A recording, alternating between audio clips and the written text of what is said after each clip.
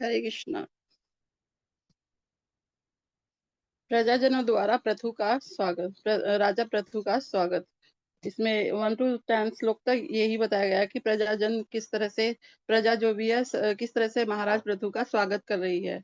इसमें बता रहे हैं, श्री मैत्र मुनि बता रहे हैं विदुर से, महाराज विदुर से बता रहे हैं, जब राजा अपने नगर में प्रवेश करने के लिए जा रहे थे तो उनके स्वागत के लिए नगर को मोतियों, पुष्पहारों, सुंदर वस्त्रों तथा सुनहरे द्वारों से सुंदर ढंग से सजाया गया था और सारे नगर को अत्यंत सुगंधित रूप से धूप से सुव्यवस्थित किया गया था। इसमें बताया गया कि जो वास्तविक सुंदरता होती है वो प्राकृतिक तरीके से ही होती है। वास्तविक ऐश्वर्य जो होता है प्राकृतिक देन ही होता है, जैसे कि सोना, चांदी, मणि आदि वृक्ष आदि से सजाया जाता है। लेकिन वैदिक सभ्यता पूर्ण पुरुषोत्तम भगवान की इन्हीं प्राकृतिक देन के कारण होता है, जिसकी हम स्तुति करते हैं। और आज के टाइम में क्या है कि काफ़ी विदेशी तरीके से सजाने की कोशिश करते हैं। जैसे कि आर्टिफ़िशियल लड़ियाँ लगा देते हैं, किसी भी माहौल के लिए सजाने के लिए, लेकिन वो कुछ भी स्पिरिचुअल शो नहीं करता है। लेकिन अगर भगवान की देन के अकॉर्डिंग करते हैं, जो भगवान से हमें मिला हुआ है, प्राकृतिक तरीके से करते हैं, तो उसमें आध्यात्मिकरण आ जाता है और जिस तरह से इसी तरह से राजा पृथु की राजधानी को सजाया गया था, उनके स्वागत के लिए। श्लोक नंबर 2 में बता रहे हैं, नगर भर की गलियां, सड़कें तथा छोटे उद्यान चंदन तथा अर्गजा के सुगंधित जल से सींच दिए गए थे और सर्वत्र समूचे फलों, फूलों, भिगोए हुए अन्नों, विविध खनिजों तथा दीपों के अलंकरणों से सजे हुए थे। सभी मांगलिक वस्तुओं के दृश्य उपस्थित थे। तो वहां पर जो भी थे, मतलब सब बहुत ही अच्छे तरीके से गलियां और सड़कें सजाई गई थी, कि राजा पृथु आ रहे हैं और सुगंधित जल से वहां पर सींचा गया था। समूचे फल फल और फूलों को भिगोए हुए अन्नों से ये सब वहां पर अच्छे से सजाया गया था। जो सभी मांगलिक वस्तु वहां पर उपस्थित, मांगलिक वस्तुएं होती है, वो उनके रिस्पेक्ट के लिए वहां पर लगाई हुई थी।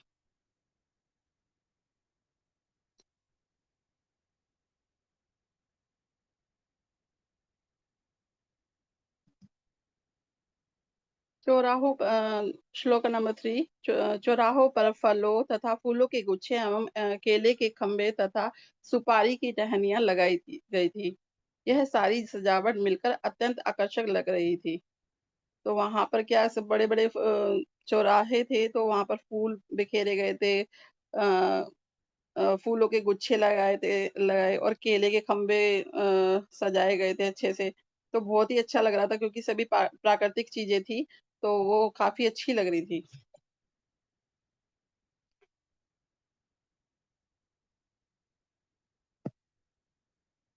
आजकल क्या है, सभी आर्टिफिशियल जो तरीके से सजाते हैं, लेकिन आज भी अगर गाँव में जाते हैं तो वहाँ पर पूजा पाठ के समय में क्या करते हैं कि प्राकृतिक तरीके से, कि जैसे पूजा पाठ के समय में वहाँ पर गाय के गोबर से वहाँ पर लीपा जाता है उस जगह को, पूजा पाठ और आम की पत्तियों से सजाया जाता है, केले के पत्तों से सजाया जाता है, बहुत और सुंदर पुष्पों से सजाया जाता है। काफ़ी वहाँ पर काफ़ी अच्छा लगता है, रंगोलियाँ बनाई जाती है, तो वो काफ़ी आकर्षक लगता है। श्लोक नंबर 4। जब राजा ने नगर में प्रवेश किया तो समस्त नागरिकों ने दीप, पुष्प तथा दही जैसे अनेक मांगलिक द्रव्यों से उनका स्वागत किया। राजा की अगवानी अनेक सुंदर कन्याओं ने की थी, जिनके शरीर विविध आभूषणों से सुशोभित थे और जिनके कुंडल परस्पर टकरा रहे थे। तो इसमें बता रहे हैं, इसमें महर्षि मुनि जी बता रहे हैं कि वैदिक सभ्यता के अनुसार जो भी अतिथि आता है, जैसे कोई दूल्हा आता है या राजा आता है या कोई गुरु आता है, तो उसकी स्वागत के लिए सुपारी, केले, नवकृत गेहूं, धान, दही और आदि मांगलिक पदार्थ उनको वहां पर बिखेरे जाते हैं, उन्हें अर्पण किए जाते हैं। और उनकी जो अगवानी है वो सुंदर कन्याओं से करवाई गई थी। जो सुंदर कन्याएं, अविवाहित लड़कियों, जिनको कन्याएं बोलते हैं, और जो बाह्य तथा अंतः तरह से शुद्ध होती हैं, कि और उनको सुंदर वस्त्र पहनाए गए थे, उनको सुंदर आभूषणों से सज्जित किया गया था, जो बहुत ही शुभ माना जाता है। तो जो कुमारियाँ होती है, वो अविवाहित कन्या होती है, जिनका स्पर्श पुरुष द्वारा नहीं होता है, पर वे समाज में बहुत ही मांगलिक मानी जाती हैं। आज भी काफ़ी रूढ़िवाद परिवारों में अविवाहित लड़कियों को घर से बाहर नहीं जाने देते हैं, क्योंकि बाहर जाके मिलने-जुलने नहीं दिया जाता है। वो घर पर ही रखा जाता है उनको, और शादी के बाद उनको उनके युवा जो पति हैं वो उनकी रक्षा करते हैं, और बूढ़े होने पर उनकी संतानें उनकी देख-रेख करती हैं। इस प्रकार हम एक रक्षित स्त्री को कि जो मनुष्य के लिए शक्ति का शुभ स्रोत बनी रहती हैं। अब श्लोक का नंबर 5th में बता रहे हैं, जब राजा ने महल में प्रवेश किया तो शंख तथा दुंदुभियां बजने लगी। पुरोहित गण वैदिक मंत्रों का उच्चारण करने लगे, और बंदीराज विभिन्न प्रकार से स्तुति गान करने लगे। किंतु इतने स्वागत समारोह के बावजूद राजा पर रंच मात्र भी प्रभाव नहीं पड़ा। तो राजा तो इसमें बता रहे हैं कि जो राजा हैं, वो तो भगवान की तरह ही है एक तरह से, क्योंकि राजा का जो स्वागत है अत्यंत बहुत ही अच्छे तरीके से किया गया था वहां पर, तो उनको बिल्कुल भी गर्व नहीं हुआ उस पे। यहाँ तो क्या है, किसी का हल्का सा फुल किसी की तारीफ भी कर देते हैं तो धनिये के पेड़ पर चढ़ जाते हैं। अतः कहा जाता है कि शक्तिशाली जो होते हैं, वो शक्तिशाली ऐश्वर्य महापुरुष भी जो होते हैं, वो कभी भी गर्व नहीं करते हैं। इस प्रसंग में वृक्ष का उदाहरण दिया गया है, जिस तरह जैसे जो वृक्ष फलों-फूलों से लदा होता है, वह विनयशीलता से नीचे झुक जाता है। अहंकार से वह सीधा नहीं खड़ा रहता है। इसी तरह से हमारे जो महाराज पृथु थे, वो पूरे विनयशील थे, और उनको जरा रंच मात्र भी उन्हें गर्व नहीं था कि हाँ भाई मेरा इस तरह से रिस्पेक्ट किया जा रहा है। वो सिंपल उसी तरह से अपना कार्य कर रहे थे। यह महापुरुषों का चरित्र का विश्लेषण गुण है। श्लोक नंबर 6। नगर के भद्र तथा सामान्य जन दोनों को राजा का हार्दिक स्वागत किया, और राजा ने भी उन्हें मनवांछित आशीर्वाद दिया। तो जो राजा होते हैं, वो या तो कोई छोटा है या बड़ा है, उससे कोई फर्क नहीं पड़ता। राजा का ये कर्तव्य है कि वो जो गरीब है उसको भी, और जो अमीर है उसको भी एक ही नजर से देखे, एक ही तरह से उसको आशीर्वाद दे, उसकी इच्छाओं की पूर्ति करे। राजा को इसका पता, सभी नागरिक वहां पर उनको राजा को अच्छे से देखना चाहते थे, और उनसे आशीर्वाद प्राप्त करना चाहते थे। लेकिन राजा को भी इस चीज का पता था, वो इसलिए वो तब जब भी उनसे मिलते थे, तभी उनकी सभी सारी शिकायतों को दूर करते थे, उनसे अच्छे से बात करते थे।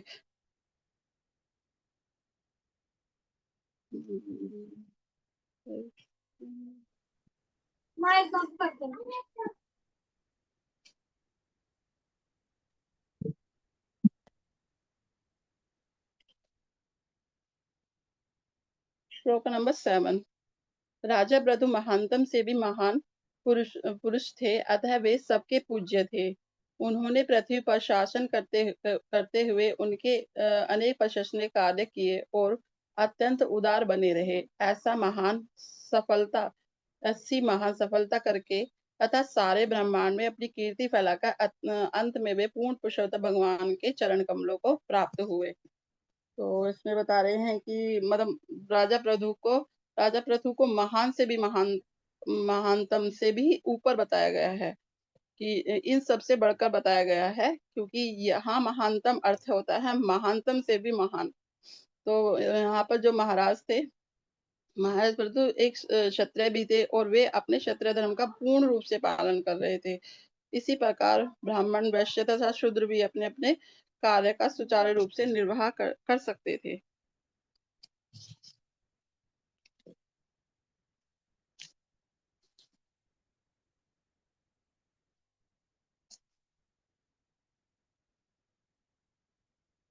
राजा पृथु एक महान इंसान थे, क्योंकि उनकी जो मति थी, वो कृष्ण में लगी हुई थी। महान पुरुष क्योंकि महान पुरुष थे, क्योंकि उनकी मति भगवान में लगी हुई थी। वे सभी को गरीब हो या अमीर हो, सभी को समान दृष्टि से देखते थे और अपनी प्रजा का पालन पोषण पिता के समान करते थे। वे उन्होंने बहुत महान कार्य किए। 99 उन्होंने 99 अश्वमेध यज्ञ किए थे। वह देश भर में उनकी जो महान कार्य थी, कीर्ति पूरे देश में फैली हुई थी। और भक्ति तो उन्होंने ऐसे की थी कि भगवान ने उन्हें स्वयं दर्शन दिए थे। और जिसको भगवान स्वयं दर्शन दे रहे हैं, वह जो प्राणी है वह सामान्य नहीं हो सकता।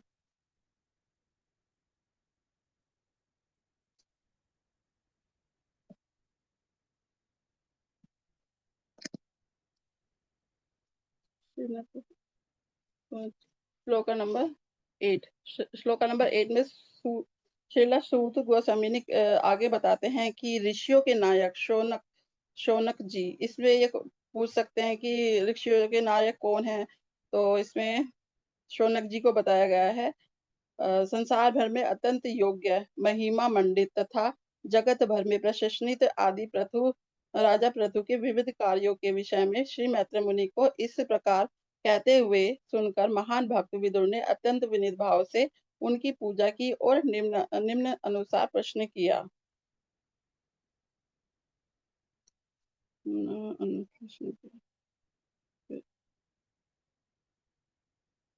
श्लोक नंबर 9। विदुर ने कहा, हे ब्राह्मण, श्री मैत्र मुनि, यह जानकर अत्यंत हर्ष हो रहा है कि ऋषियों तथा ब्राह्मणों ने राजा पृथु का राज्याभिषेक किया। सभी देवताओं ने उन्हें अनेक उपहार दिए और उन्होंने स्वयं भगवान भगवान श्री विष्णु से शक्ति प्राप्त करके अपने प्रभाव का विस्तार किया। इस प्रकार उन्होंने पृथ्वी का अत्यधिक विकास किया। क्योंकि महाराज पृथु श्री विष्णु भगवान के शक्त्यावेश अवतार थे। क्योंकि भगवान विष्णु ने उन्हें कुछ मेन कार्य करने के लिए उन्हें कुछ शक्ति प्रदान की थी, इसलिए उनको शक्त्यावेश अवतार कहा गया है। और स्वतः श्री भगवान ने महान वैष्णव भक्त भी थे। अतः सभी देवता उनसे प्रसन्न थे और उन्हें अलग अलग तरह के उपहार दे रहे थे, जिससे वे अपनी राजकीय शक्ति का प्रयोग कर सके। ऋषियों साधु पुरुषों ने भी उनके राज्याभिषेक में भाग लिया था। इस प्रकार उनका आशीर्वाद प्राप्त करके राजा पृथु ने पृथ्वी पर शासन किया और प्रजा को संतुष्ट करने हेतु पृथ्वी के समस्त साधनों का दोहन किया। श्लोक नंबर 10। महाराज पृथु के कर्म इतने इसमें इसमें एक क्वेश्चन ये भी है कि जो महाराज पृथु की अगवानी किसने की थी, किसके द्वारा कराई गई थी? हरे कृष्णा। हरे कृष्णा। मेरा क्वेश्चन है कि जो वो महाराज पृथु की वो अगवानी थी वो किससे कराई गई थी? कन्याओं के द्वारा कराई गई। विवाहित कन्याओं के द्वारा कराई गई थी। हाँ, ठीक है। विवाहित कन्या। हरे कृष्णा। थैंक यू प्रभु जी। श्लोक नंबर 10। महाराज पृथु के कर्म इतने महान थे और उनकी शासन प्रणाली इतनी उदार थी कि आज भी सभी राजा तथा विभिन्न लोकों के देवता उनके चरण चिन्हों पर चलते हैं। भला ऐसा कौन होगा जो उनके कीर्ति में कार्यों को सुनना नहीं चाहेगा। उनके कर्म इतने पवित्र तथा शुभ हैं कि उनके संबंध में पुनः पुनः सुनना चाहते हैं। मतलब उनके कार्य इतने अच्छे थे कि कोई भी उन्हें बार बार सुनने के लिए उत्सुक था वहां पर। तो इसमें विदुर महाराज जो है वो बार बार सुनने के इच्छुक है। तो इसमें यही बताया जा रहा है। तो संत विदुर द्वारा महाराज पृथु के विषय में बार बार सुनना चाहते थे कि सामान्य राजाओं तथा कार्यदक्षों के ऐसा उदाहरण प्रस्तुत किया कि महाराज पृथु के कार्यों को बार बार सुनकर अपने राज्यों में प्रजा की शांति तथा उनकी संपत्ति की सुरक्षा के लिए ठीक से शासन कर सके। लेकिन काफी लोग क्या है, दुर्भाग्यवंश आज के समय में कोई भी महाराज पृथु के विषय में सुनना नहीं चाहता है। उनके पदचिन्हों पर कोई भी नहीं चलना चाहता है। तो इस वजह से क्या है, वो अपने अपने विश्व में कोई भी इम्प्रूवमेंट नहीं देख सकते। उनका जो राष्ट्र है वो सुखी नहीं रह पाता है और न ही आध्यात्मिक ज्ञान उन्हें प्राप्त हो पाता है। इसलिए हमें भी चाहिए कि हम भी राजा पृथु की इंस्ट्रक्शंस को फॉलो करें और जैसे-जैसे उसमें बताया गया है कि किस प्रकार शासन करना चाहिए, किस प्रकार भगवान की भक्ति करनी चाहिए, इस तरह ही हमें करनी चाहिए। राजा विदुर महाराज के बारे में बहुत ही अच्छे से सुनना चाहते हैं, लेकिन इसमें ये भी बताया गया कि भगवान व भक्तों के का जो चरित्र है, वो बार-बार सुनना चाहिए। राजा पृथु भगवान का भक्त होने के साथ-साथ भक्त होने के साथ-साथ भगवान भी थे। भगवान और भक्तों की लीलाओं के बारे में भागवतम में बहुत अच्छे से बताया गया है। भागवतम के स्टार्टिंग के 9 चैप्टर में उसमें भक्तों के बारे में ही बताया गया है, भक्तों की लीलाओं के बारे में ही बताया गया है। 9 चैप्टर के बाद भगवान के बारे में बताया गया है उसमें। तो इसलिए हमें भगवान और भक्तों दोनों की लीला को अच्छी तरह से पढ़ना चाहिए और उनको समझना चाहिए और अपनी लाइफ में उतारना चाहिए। हरे कृष्ण।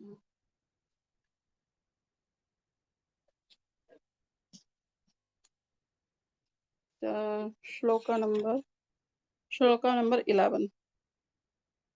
श्री मैत्र मुनि ने विदुर से कहा, हे विदुर, राजा पृथु गंगा तथा यमुना इन दोनों महान नदियों के मध्यवर्ती भूभाग में रहते थे। वे अत्यंत ऐश्वर्यवान थे, अतः ऐसा प्रतीत होता था मानो वे अपने पूर्व पुण्यों के फल को कम करने हेतु ही प्रारब्ध थे प्राप्त संपत्ति का भोग कर रहे थे। इसमें बता रहे हैं कि जो राजा विदुर है, हाँ, मैत्र मुनि राजा विदुर को बता रहे हैं कि जो राजा पृथु हैं वो गंगा और यमुना के बीच महान नदियों के बीच रहते थे और वे अपने ऐश्वर्यमान जो भी उनको ऐश्वर्य प्राप्त हुआ था वो उनके पूर्व कर्मों के हिसाब से मिला हुआ था। तो वो सिर्फ उसको ही प्रारब्ध समझकर उसको अपनी उस संपत्ति का भोग कर रहे थे। उनका खुद मन नहीं था उस संपत्ति का भोग करने का, लेकिन उनको उनके पूर्व कर्मों के अनुसार उनको वो संपत्ति प्राप्त थी, तो इस वजह से वो उस संपत्ति का भोग कर रहे थे। पवित्र तथा अपवित्र शब्द केवल इसमें प्रभुपाद जी बता रहे हैं, पवित्र तथा अपवित्र शब्द केवल प्राणी के लिए होते हैं, सामान्य प्राणी के लिए। लेकिन जो राजा पृथु थे वो समान प्राणी नहीं थे, साक्षात वो भगवान के अवतार थे। जैसे कि बताया गया है कि शक्तावेश अवतार हैं। उनको किसी विशेष कार्य के लिए विशेष शक्ति प्रदान की थी, इसलिए उनको शक्तावेश अवतार कहा गया था। जिस तरह से ब्रह्म संहिता में बताया गया है कि कर्माणि निर्दहति किंतु च भक्ति भाजम, श्री भगवान द्वारा भक्तों के पूर्व पुण्य तथा पापों के फल निरस्त कर दिए जाते हैं।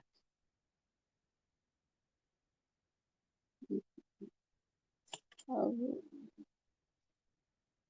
वे अन्यथा ऐश्वर्यवान पूर्व कर्म के कारण ही प्राप्त थे। अब श्लोक नंबर 12। पृथु चक्रवर्ती राजा थे और इस भूमंडल के सातों द्वीपों पर शासन करने हेतु राजदंड धारण करने वाले थे। उनके अटल आदेश का उल्लंघन साधु जन, ब्राह्मणों और श्री भगवान के वंशज अर्थात वैष्णव के अतिरिक्त और कोई नहीं कर सकता था। इसमें बताया गया कि जो महाराज पृथु थे वो इतने महान थे, वो सातों द्वीपों पर शासन कर रहे थे और उनका जो कोई भी उनका कोई आदेश होगा उसे सिर्फ साधु और ब्राह्मण ही वो कर सकते हैं, फॉलो तोड़ सकते हैं और उनके अलावा और कोई नहीं उनको उसके अगेंस्ट बात कर सकता है। जैसे सप्तद्वीप से इसमें सातों भूमंडल कौन-कौन से बताए गए हैं? सातों भूमंडल कौन-कौन से हैं? हरे कृष्णा। ये मेरा क्वेश्चन है। में एशिया, यूरोप, अफ्रीका, उत्तरी अमेरिका, दक्षिणी अमेरिका, ऑस्ट्रेलिया और ओशिनिया बताया गया है। Okay, Hare Krishna. Thank you प्रभु जी, सही है।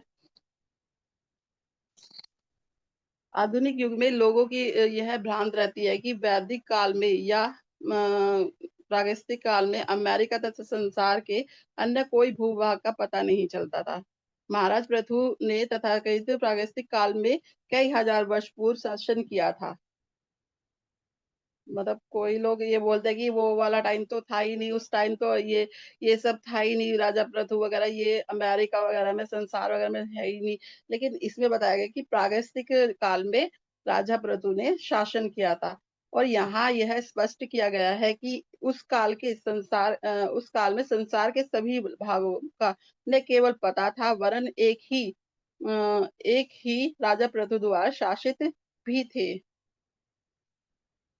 जिस देश में महाराज प्रथु ने निवास किया था, वह अवश्य ही भारत रहा होगा, क्योंकि अध्याय 11 में बताया गया है कि वो गंगा और यमुना के बीच के क्षेत्र में निवास करते थे, जिसे ब्रह्माव्रत कहा जाता है। और आधुनिक काल में इसे ही पंजाब तथा दूसरी उत्तरी भारत का भूभाग माना जाता है।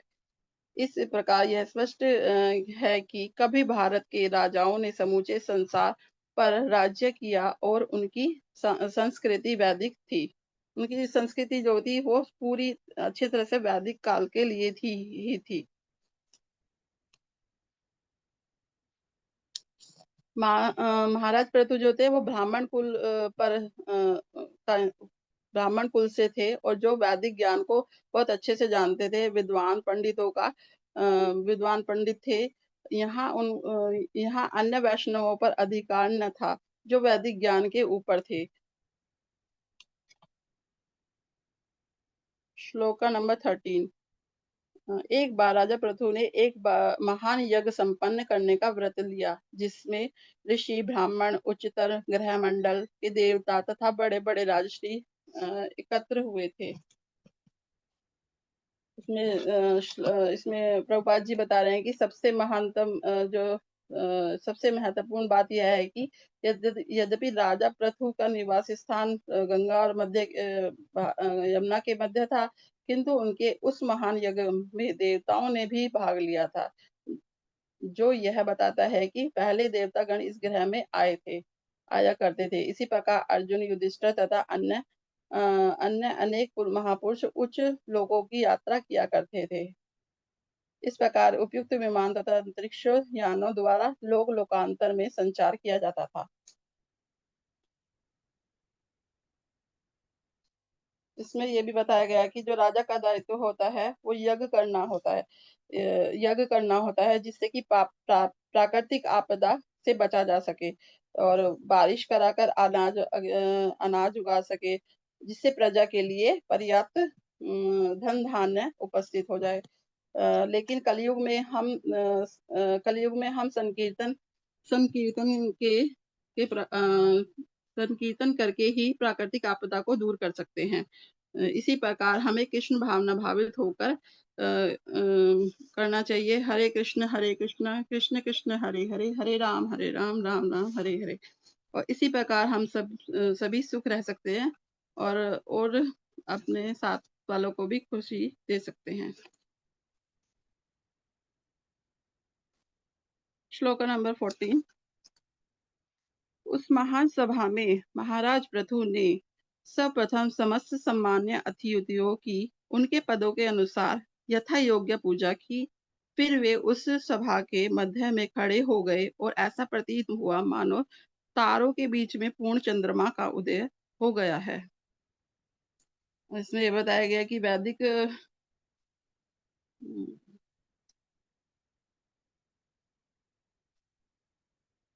वैदिक जो पद्धति है के अनुसार प्रथु ने उस यज्ञ स्थल में जो भी महापुरुष आए हुए थे उनका अच्छे से स्वागत किया। जिस तरह से भी जो व्यवस्था थी उसके अकॉर्डिंग उनको बिठाया गया, उनका रिस्पेक्ट किया गया, अतिथि का स्वागत किया गया। अतिथि हमें वैसे भी यदि यह हमारा दायित्व है कि यदि कोई भी, ये हमें भी सोचना चाहिए कि अगर हमारे पास कोई आता है, कोई अतिथि आता है, तो उसका आदर सत्कार अच्छे से करना चाहिए, प्रेम पूर्वक, और उसे आसन भी देना चाहिए बैठने के लिए। सबसे खाने पीने के लिए पूछना नहीं, मतलब व्यवस्था करनी चाहिए, उनको देना चाहिए, उचित सम्मान देना चाहिए। इसी प्रकार राजा प्रथु ने भी अच्छे से जो ब्राह्मण जन थे वहां पर उनका स्वागत किया और उनकी राय पूछी गई और वैदिक साहित्य के अकॉर्डिंग उनका सम्मान किया गया। कि जब महाराज युधिष्ठिर ने राजस्व यज्ञ किया तो श्री कृष्ण ने अतिथियों के पाद प्रक्षालन का कार्यभार भी संभाला। इसी तरह महाराज प्रथु ने भी देवताओं, ऋषियों, ब्राह्मणों और महाराजाओं के समुचित स्वागत की व्यवस्था बहुत अच्छे से की थी। श्लोक नंबर 15। राजा प्रतु का शरीर अत्यंत ऊंचा और पुष्ट था और उनका रंग गोरा था। उनकी बाहें पूर्ण तथा चौड़ी और नेत्र उदयमान सूर्य के समान चमकीले थे। उनकी नाक सीधी, मुख अत्यंत सुंदर तथा व्यक्तित्व गंभीर था। मुस्कान से युक्त उनके मुख में दांत बहुत सुंदर ढंग से लगे थे, बहुत अच्छे से लगे हुए थे। इसमें बताया गया है कि ब्राह्मण, क्षत्रिय तथा जो भी शूद्र चारों वर्णों में महान पुरुष जो होते हैं, पुरुष तथा स्त्री असमानतः अत्यंत सुंदर होते हैं। जैसा कि अगले श्लोकों में प्रकट हुआ है, महाराज पृथु के शारीरिक अंग न केवल आकर्षक थे वरन उनके शरीर में सभी शुभ लक्षण उपलब्ध थे। ये कहा जाता है कि हमारे जो पूर्व कर्म होते थे, पूर्व कर्म के अनुसार ही हमें जो हमारी बनावट मिली हुई होती है। मतलब अगर हमने अच्छे कर्म किया तो हम अच्छी बनावट मिलेगी और अगर बुरे कर्म किया तो उसी के अकॉर्डिंग हम बुरे दिखेंगे। कहा जाता है कि मुखमंडल मन का सूचक है। मतलब हमारे मुखमंडल से ही पता चलता है कि हमारे मन में क्या चल रहा है और मनुष्य की मानसिक स्थिति उसके चेहरे की बनावट से ही प्रकट हो जाती है। किसी व्यक्ति विशेष की शारीरिक बनावट उसके पूर्व कर्मों के अनुसार होती है, चाहे मानव समाज हो या पशु, देवता या समाज हो। विभिन्न प्रकार के शरीरों में देहांतर का प्रणाम होता है, प्रमाण होता है।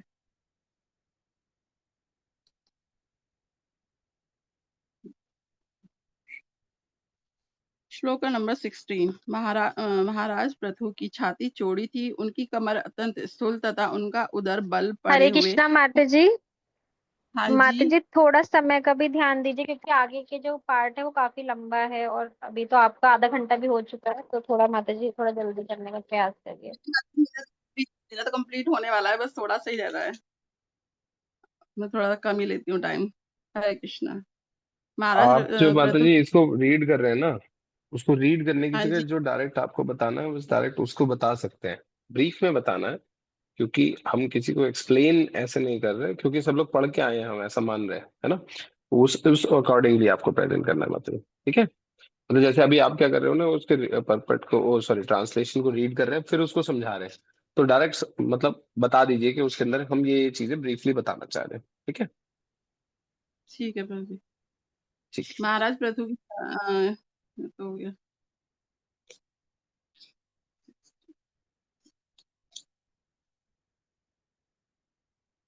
श्लोक नंबर 17। जब महाराज पृथु को यज्ञ संपन्न करने हेतु दीक्षित किया गया था, जा रहा था, तब उन्हें बहुत अपने बहुमूल्य वस्त्र उतारने पड़े, जिससे उनका प्राकृतिक शारीरिक सौंदर्य दृष्टिगोचर हो रहा था। उन्हें काला मृग चर्म पहने तथा उंगलियों में कुशवल्य पहने देखकर अच्छा लग रहा था, क्योंकि इससे उनके शरीर की प्राकृतिक सुंदरता बढ़ रही थी। ऐसा प्रतीत हो रहा था कि यज्ञ के पूर्व महाराज पृथु समस्त विधि सम्मत कृत्य संपन्न कर चुके हैं। इसमें ये बताया गया है कि जो महाराज पृथु हैं, मतलब यज्ञ करने से पहले उनको दीक्षित किया गया था, तो दीक्षित करने के लिए उनको बहुमूल्य अपने वस्त्र उतारने पड़े थे। जिस कारण जो उनका प्राकृतिक सौंदर्यता वो अच्छे से दिखाई दे रहा था। उन्हें काला मृग चर्म पहनाया गया। उनकी उंगली में कुशवल्य पैती बोलते हैं उसको, वो पहनाया गया। तो इसमें बताया गया कि जो दीक्षित के समय क्या करते हैं, यज्ञ करने से पहले दीक्षित कराते हैं, तो उसमें बिना सिलाई के वस्त्र पहने जाते हैं। जैसे कि धोती पहनी जाती है और ऊपर से ओढ़नी पहनी जाती है। लेकिन और दक्षिण भारत में जो पुजारी होते हैं, वो ऊपर कुछ भी नहीं पहनते हैं, सिर्फ नीचे धोती पहनते हैं। इस प्रकार पृथु महाराज ने भी धोती व ऊपर चादर डाली हुई थी दीक्षित होने के समय। श्लोक नंबर 90।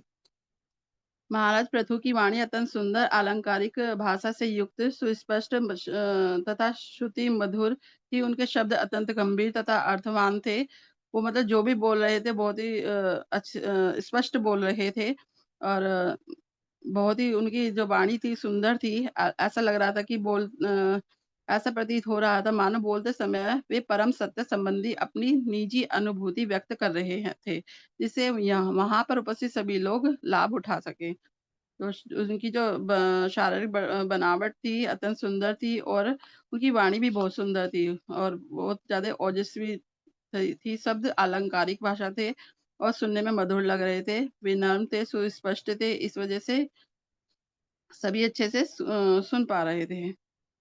श्लोक नंबर 21। राजा पृथु ने कहा, हे सभासदों, आप सबका कल्याण हो। जितने भी महापुरुष इस सभा में उपस्थित हुए हैं वे मेरी प्रार्थना को ध्यानपूर्वक सुने।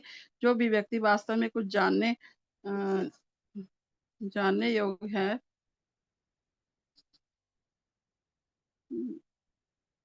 ये मेरी प्रार्थना ध्यानपूर्वक, जो भी जानने का इच्छुक है वो वह भद्रजनों की इस सभा के समक्ष अपना निश्चय प्रस्तुत करे। यहाँ पर ये बताया गया कि जो राधा प्रदू थे वो उनकी बाह्य शारीरिक बनावट अत्यंत सुंदर थी। जो राजा प्रथु के सभा में जो काफी आए हुए थे महान पुरुष, तो वो उनके काफी दुर्जन भी थे। दुर्जन भी थे जो उनसे ईर्ष्या करते थे। भौतिकवादियों का स्वभाव ही होता है ईर्ष्या करना। इसलिए कुछ लोग होते हैं सभा में। महाराज प्रथु लेकिन महाराज प्रथु ने उनकी कोई भी परवाह न करते हुए जो भी और महान संत आए हुए थे उनको अच्छे से उनको आदेश दिया, उनकी राय पूछी गई। श्लोक नंबर 22। राजा पृथु ने आगे कहा, भगवत कृपा से मैं इस ग्रह का राजा नियुक्त हुआ हूँ और प्रजा के ऊपर शासन करने से विपत्ति से बचाने तथा वैदिक आदेश को स्थापित सामाजिक व्यवस्था में प्रत्येक की स्थिति के अनुसार उसे आजीविका प्रदान करने हेतु राजदंड धारण कर रहा हूँ। इसमें ये बताया गया कि जो राजा होता है उसका कर्तव्य होता है कि प्रजा के लिए वो कार्य करे, और उसमें जो भी उनको चाहिए धन धान्य वगैरह, उसके लिए उसको हमेशा रेडी रहना चाहिए भगवान देने के लिए।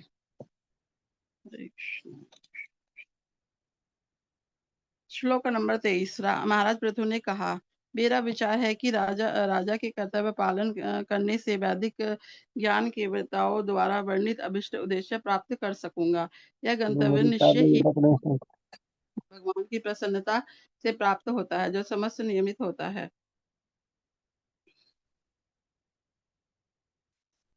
श्लोक नंबर 24। कोई राजा जो अपनी प्रजा को वर्ण तथा आश्रम के अनुसार अपने अपने कर्तव्य को संपन्न करने की शिक्षा नहीं देता, लेकिन उनसे केवल कर को वसूल करता है, उसे प्रजा द्वारा किए गए अपवित्र कार्यों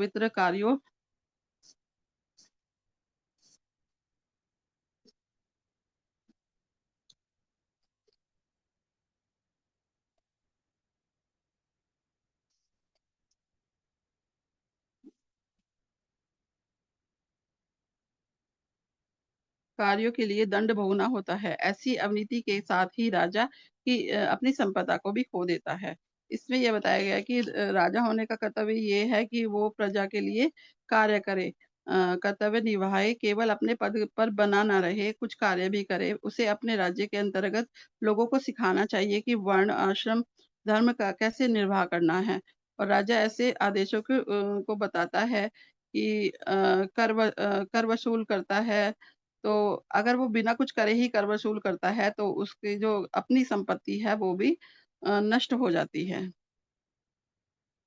महाराज पृथु ने आगे कहा, अतः प्रियजनों, तुम्हें अपने अपने राजा की मृत्यु के बाद उसके कल्याण के लिए वर्ण तथा आश्रम की अपनी अपनी स्थितियों के अनुसार अपने अपने कार्य कर्तव्यों का उचित ढंग से पालन करना चाहिए, और उसके साथ ही अपने हृदय में पूर्ण पुरुषोत्त भगवान का निरंतर चिंतन करना चाहिए। ऐसा करने से तुम अपने हितों की रक्षा कर सकोगे और अपने राजा की मृत्यु के उपरांत उसके कल्याण के लिए अनुग्रह प्रदान कर सकते हो।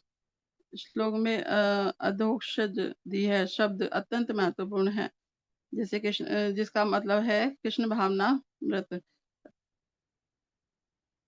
राजा तथा प्रजा दोनों ही कृष्ण भावनामत होना चाहिए, अन्यथा मृत्यु के बाद उन्हें निम्न योनियों में जाना पड़ेगा। तो राजा का दायित्व होता है कि वो पूरी प्रजा को कृष्ण भावनामृत की शिक्षा दे, और कृष्ण भावनामृत में बिना राज्य तथा अथवा नागरिक कोई भी जिम्मेदार नहीं रह सकता है।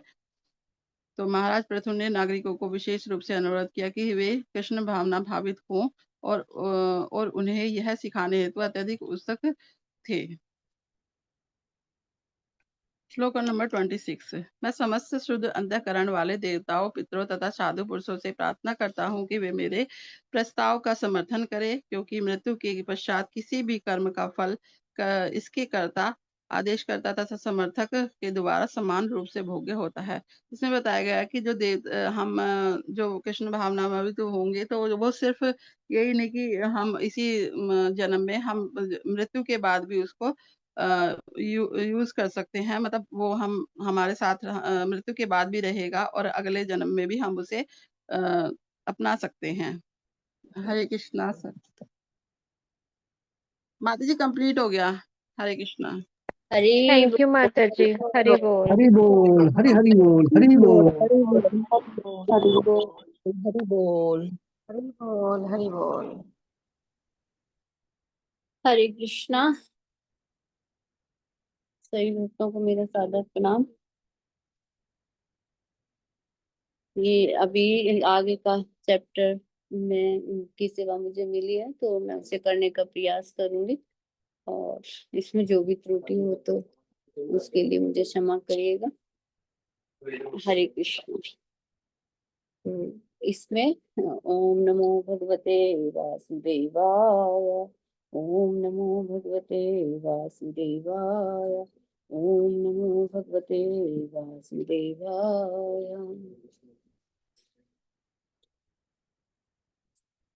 इसमें अब जो बताया जा रहा है, इसमें जो है पृथु महाराज उपदेश दे रहे हैं अपनी प्रजा के लिए कि उन्हें क्या करना चाहिए और क्या नहीं करना चाहिए। भगवान की भक्ति के बारे में उन्हें बता रहे हैं। तो यहाँ पर बताया जा रहा है कि वो बता रहे थे कि प्रमाणिक शास्त्रों के अनुसार कोई ना कोई ऐसा अधिकारी जरूर होना चाहिए। मतलब क्योंकि वहां पे जब वो इस उपदेश को दे रहे थे सभा में, तो कुछ लोग वहां पर नास्तिक भी थे और आस्तिक भी थे। तो ये नास्तिक लोगों के उसमें वो बोल रहे हैं पृथु महाराज जी कि कोई ऐसा तो वो होगा ही, मतलब कोई ना कोई अधिकारी ऐसा होगा जो हमें हमारे जीवन, वर्तमान जीवन का या मृत्यु के पश्चात के जीवन के बारे में हमें कुछ पुरस्कृत करता है इस जीवन के बारे में। तो उसके लिए कोई ना कोई ऐसा अधिकारी व्यक्ति होता ही है। तो इसमें हमें ये बताया जा रहा है, भगवान वो पृथु महाराज ये बताने का प्रयास कर रहे हैं कि जो भगवान की सत्ता को नहीं मानते वो गलत है, कि कोई ना कोई तो भगवान की सत्ता होती ही है जो हमें हमारे कर्मों के अनुसार हमारा अगला जन्म निश्चित करती है, और उस जन्म के उसकी कर्मों के अनुसार ही हमें एक सुंदर शरीर मिलता है, हमारी शक्ति मिलती है। तो वो सब किस पर निर्भर करता है कि उसके लिए कोई ना कोई ऐसा नियंत्रक है जो हमारे इस सब चीज के लिए हमें एक निश्चित करता है। और जो इसमें प्रभुपाद जी हैं वो आगे बहुत अच्छे से तात्पर्य में समझा रहे हैं कि जो नास्तिक लोग होते हैं वो क्या करते हैं, वो क्या मानते हैं कि वो भगवान की सत्ता में विश्वास नहीं करते, और वो क्या कहते हैं कि एक कोई पदार्थ है और उस पदार्थ के मिश्रण से कोई पदार्थ मिलता है, और उसके मिश्रण से क्या है, एक प्राण का उदय होता है, और वो प्राण क्या है, वो एक पुरुष के रूप में प्रकट होता है, और तब उस पुरुष और पदार्थ का मिलन होता है और फिर सारी सृष्टि अपने आप उत्पन्न हो जाती है।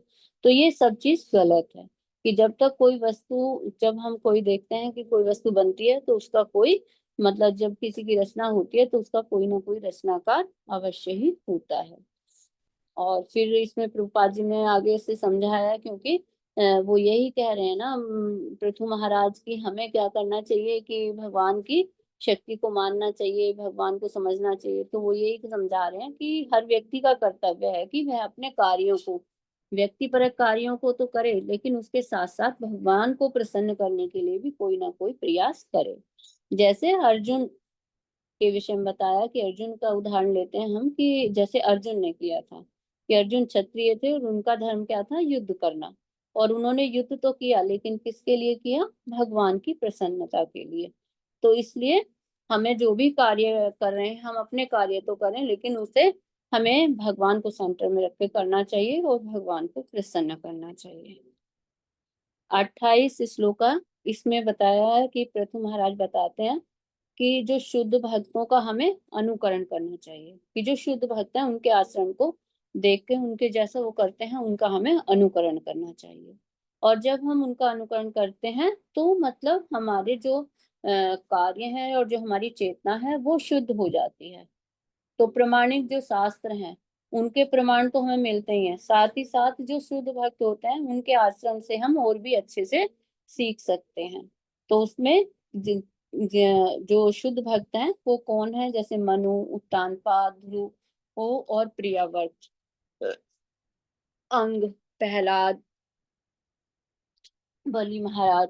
तो ये सभी क्या थे, ये सभी लोग आस्तिक थे और भगवान के अस्तित्व को स्वीकार करते थे, उन्हें भगवान पे पूर्ण विश्वास था। तो प्रभुपाद जी आगे इसमें जो है तात्पर्य में स्पष्ट करते हैं कि जो हम कहते हैं कि हमें साधु पुरुषों का संग करना चाहिए, महान पुरुषों को आचरण को अपनाना चाहिए। तो साधु पुरुष कौन है? साधु पुरुष वह होता है जो शास्त्रों के आदेश के अनुसार अपने जीवन का पालन करता है, यानी कि अपने वो जो आदेश शास्त्रों ने दिए उसी के अनुसार अपने जीवन को यापन करता है। गुरु को भी शास्त्रों में जो मतलब जो है गुरु कौन है, जो मतलब शास्त्रों के आदेश का पालन करता है। तो वो भी हमें कम मतलब तो इसके लिए कि अपने जीवन को हम अच्छे से आगे बढ़ा सकें, आध्यात्मिक जीवन में आगे उन्नति कर सकते हैं। तो इसके लिए हमें क्या करना होगा, हमें गुरु को शरण ग्रहण करनी होगी। लेकिन आजकल तो अच्छे गुरु मिलना ही बहुत मुश्किल है। हर गली चौराहे पर हमें एक नया गुरु मिल जाता है, लेकिन क्या है वो गुरु, कैसे गुरु है, वो वास्तविक गुरु नहीं है, बस वे स्वार्थ के वश गुरु बने हैं। और जब अगर हम ऐसे गुरु की शरण ग्रहण करते हैं तो हमें कोई लाभ नहीं होगा।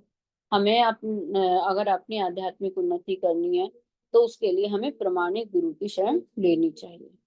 जो शास्त्रों के अनुसार आचरण करता है वही प्रमाणिक गुरु है ना। ऐसा नहीं है कि अपने मन माने ढंग से चल रहा है। तो यहाँ पर हम ये देखते हैं कि पृथु महाराज ने अपने कुल के बहुत से लोगों का नाम लिया है यहाँ पे, लेकिन उन्होंने वेन का नाम नहीं लिया, क्योंकि वो उनके पिता भी हैं। तो उनका नाम वो क्यों नहीं ले रहे हैं? क्योंकि उनका आचरण ठीक नहीं था, वो आस्तिक नहीं थे, तो इसलिए उन्होंने उनका नाम यहाँ पर नहीं लिया है। श्लोक 30 इसमें बता रहे हैं पृथु महाराज जी के अपने पिता के विषय में कहते हैं कि वो जो मतलब अपने पिता के लिए कह रहे हैं कि वो मोहग्रस्त हो गए थे, यानी भौतिक आसक्ति में फंस गए थे और वे नास्तिक। तो इसलिए पृथु महाराज उनके जो कार्यों को, जो उनके कार्य थे वो कैसे थे, अधार्मिक कार्य थे, है ना, और असुरी कार्य थे। तो इसलिए उनके कार्यों को क्या बताया उन्होंने, शोचनीय बताया है कि उनके कार्य बहुत ही घृणित थे, शोचनीय है। और जो ये कार्य जो व्यक्ति करता है, तो शरीर तो सबको एक जैसा ही दिया जाता है, लेकिन जब ये कार्य करता है वो उसकी चेतना के कारण ऐसा होता है ना। शरीर सबका एक जैसा होता है लेकिन चेतना सबकी अलग अलग होती है, तो उसी के हिसाब से हर व्यक्ति कार्य करता है। अब जैसे इसमें हम एक गाड़ी का भी उदाहरण ले सकते हैं कि एक गाड़ी होती है, तो जब हम गाड़ी को खरीद के लाते हैं तो उस गाड़ी को पता नहीं होता कि वो गाड़ी का कोई मतलब जो वो अच्छा कार्य करेगी या बुरा कार्य करेगी, वो हमारे ऊपर निर्भर करता है कि हम उसे कहाँ यूज करेंगे। तो इसी तरह से हमारा शरीर भगवान ने बनाया, लेकिन इसका जो प्रयोग हमें कैसे करना है वो हमारे ऊपर निर्भर करता है ना। तो इसीलिए यहाँ पे कहा गया है कि मतलब जो है व्यक्ति को क्या करना चाहिए, कि व्यक्ति को भगवान के उसमें अड़िग विश्वास रखना चाहिए और भगवान पर अपनी आस्था को दृढ़ करके मानना चाहिए। अब प्रभुपाद जी इसमें तात्पर्य में और भी अच्छे से बता रहे हैं नास्तिक लोगों के बारे में कि नास्तिक लोग क्या सोचते हैं। नास्तिक लोगों का मानना है कि धर्म, अर्थ, काम, मोक्ष, ये 4 चीजें वो मानते हैं, और वो कहते हैं कि इन सबको प्राप्त करने के लिए भगवान की सत्ता को हमें स्वीकार करने की आवश्यकता नहीं है। क्यों? क्योंकि भगवान इसमें क्या करेंगे, उनका मानना ये होता है कि वो कहते हैं कि बस आदमी का कैसा सच्चरित्र होना चाहिए, ईमानदार होना चाहिए, और नैतिकता के नियमों का अगर वो पालन करता है और कठिन परिश्रम करता है तो ये सब चीजें वो अपने परिश्रम से प्राप्त कर सकता है। इसमें भगवान का कोई रोल नहीं है। लेकिन ऐसा नहीं है। कभी कभी हम देखते हैं कि आर्थिक उन्नति करने के लिए लोग मतलब एक व्यक्ति बहुत दिन रात परिश्रम करता है, लेकिन उसे इतना मतलब जो उसका बेनिफिट नहीं मिलता, यानी उसको पैसा नहीं मिलता। और एक व्यक्ति क्या है जो बिल्कुल कुछ नहीं कर रहा है, लेकिन उसको फिर भी मिल जाता है ना। या हम देखते हैं कि जन्म से कोई व्यक्ति क्या होता है कि बहुत धनी परिवार में जन्म ले लेता है, तो उसे हम ये सोचते हैं कि अरे ये तो इसने, अब तो उसने क्या परिश्रम किया, जन्म हुआ उसका और उसे इतनी धन दौलत सब कुछ मिल गया, तो उसने कोई परिश्रम नहीं किया। लेकिन वो किसके कारण हुआ? वो भगवान के अ, जो नियंत्रक हैं भगवान हमारे, उसके कारण हो रहा है। क्योंकि भगवान की कृपा के बिना हम कुछ भी नहीं कर सकते। वो हमारे पूर्व कर्मों के फल के अनुसार हमें वो जन्म निश्चित किया जाता है और हम उस जन्म को प्राप्त करते हैं, और जो कुछ हमें मतलब मिलना होता है उसके अनुसार मिलता है। और अब हम कहें कि भगवान की सत्ता को अगर हम स्वीकार नहीं करते तो हम एक तरह से बहुत बड़े नास्तिक हैं। और हर व्यक्ति अपने जीवन में प्रयास करता रहता है कि मैं अच्छे से मतलब उन्नति करूं, पैसा कमाऊं, धन दौलत कमाऊं, लेकिन हर व्यक्ति कर नहीं सकता। क्यों? क्योंकि जब तक भगवान की कृपा नहीं होगी तब तक उसे कुछ भी प्राप्त नहीं होगा। अब श्लोक संख्या 31 पे आते हैं। तो इसमें 31 पे, तो इसमें पृथु महाराज बता रहे हैं कि पूर्ण पुरुषोत्तम भगवान की सेवा करने से मनुष्य के असंख्य जन्मों के जो कल्मश होते हैं वो शीघ्र ही दूर हो जाते हैं, है ना। क्योंकि उससे क्या होता है कि जब हम भगवान का स्पर्श कर लेते हैं तो भगवान के स्पर्श मात्र से ही सब कुछ, हमारा जो कल्मश है वो सब दूर हो जाता है। जैसे कैसे दूर हो जाता है, इसमें बता रहे हैं कि जैसे भगवान के जो चरण कमल हैं उनके अंगूठे से गंगा निकलती है, और गंगा का जल इतना पवित्र होता है कि उसे जो भी स्पर्श करता है वही शुद्ध हो जाता है। गंगा, आप देखते हैं हम गंगा नदी में कितने कूड़ा करकट कुछ भी डाल दो, पर कभी उसका जल दूषित नहीं होता, वो पवित्र ही रहता है।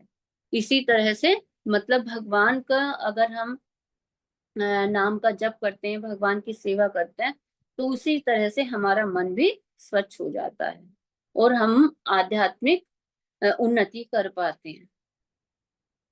और हमें आध्यात्मिक जब उन्नति हम करते हैं तो हमें गुरु की शरण भी ग्रहण करनी चाहिए। गुरु बनाने के लिए हमें देखना चाहिए कि गुरु भी नियमों का पालन कर रहा हो, और जो भगवान जो गुरु हमें नियम बताते हैं उन नियमों का हम अगर सही से पालन करते हैं तो हम भी आगे बढ़ते चले जाते हैं, शुद्ध होते चले जाते हैं, भौतिक कल्मश से दूर हो जाते हैं। श्लोक संख्या 32, यहाँ पर पृथु महाराज बताते हैं कि मतलब सब वो भगवान के विषय में यहाँ पे बता रहे हैं, उपदेश दे रहे हैं कि भगवान की भक्ति करनी चाहिए। भगवान के विषय में सब डिटेल में बता रहे हैं यहाँ वो, कि जब भक्त पूर्ण पुरुषोत्तम भगवान की शरण ग्रहण कर लेता है तो उसके अंदर क्या होता है, उसका जो अज्ञान है वो दूर हो जाता है। यानी कि फिर वो उसके मन में कोई तर्क वितर्क करने की इच्छा ही नहीं होती, वो पूर्ण रूप से भगवान को समर्पित हो जाता है। और क्या होता है उसमें, उसमें वैराग्य आने लगता है। यानी कि उसमें अपनी भौतिक इच्छाओं को पूर्ण करने की इच्छा नहीं होती, अपनी इंद्रिय तृप्ति के लिए वो कुछ करना नहीं चाहता, बल्कि क्या चाहता है कि भगवान की प्रसन्नता के लिए जो करता है वो भगवान की प्रसन्नता के लिए करता है। अब जैसे होता है कि हम जैसे जैसे भक्ति में आगे बढ़ते हैं तो हमारे अंदर ज्ञान उत्पन्न होगा, फिर हम वैराग्य होगा। लेकिन वो तब कब होगा? जब हम भक्ति में पूर्ण रूप से स्थित हो जाएंगे, है ना। और नहीं तो हमें मतलब ऐसा हमारे अंदर परिवर्तन नहीं आएगा। अब हम कहने लगे हम भी जप कर रहे हैं, हम भी 4 नियमों का पालन कर रहे हैं, तो हमारे अंदर ये परिवर्तन क्यों नहीं आ रहा है? तो अभी हम भक्ति में स्थिर नहीं है। अब जब भक्ति में स्थिर होने का मतलब ये है कि जब मनुष्य ज्ञान प्राप्त करता है तो उसे क्या ज्ञान होता है? उसे ज्ञान हो जाता है कि हम शरीर नहीं आत्मा है।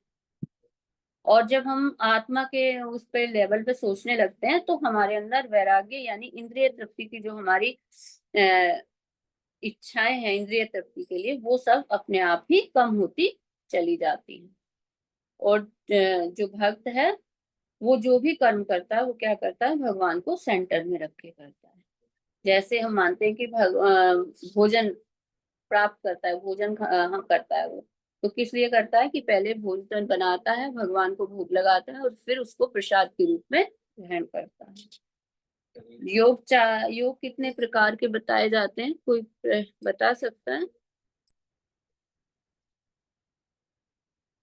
हरे कृष्णा, योग कितने प्रकार के? कर्म योग, ज्ञान योग, ध्यान योग, भक्ति योग। हाँ जी माता जी। तो इसी तरह से मतलब प्रभुपाद जी इसमें बता रहे हैं कि 4 प्रकार के योग है ना, 4 प्रकार के योग होते हैं, कर्म योग, ज्ञान योग, ध्यान योग और भक्ति योग। तो इन 3 जैसे कर्म योग, ज्ञान योग और ध्यान योग से जो है ये 3 प्रकार के योग, इनसे इतनी हमें कोई भी लाभ नहीं होगा। हमें जो आध्यात्मिक लाभ होगा वो किससे होगा? भक्ति योग से। और जब हम भक्ति योग में स्थिर हो जाएंगे तो फिर क्या होगा? हमारा आध्यात्मिक उन्नति होगी और फिर हम इस जगत में वापस नहीं आएंगे, हमारा उद्धार हो जाएगा, हम अपने जीवन के लक्ष्य को प्राप्त कर पाएंगे। श्लोक संख्या 33। इसमें महाराज पृथु अपने प्रजननों को उपदेश देते हैं कि तुम सबको मन, वचन, शरीर तथा कर्म के फल सहित सदैव भगवान की भक्ति करनी चाहिए। तुम सब अपने अपने सामर्थ्य के अनुसार पूरे विश्वास तथा संशय रहित होकर भगवान के चरण कमलों की सेवा करो।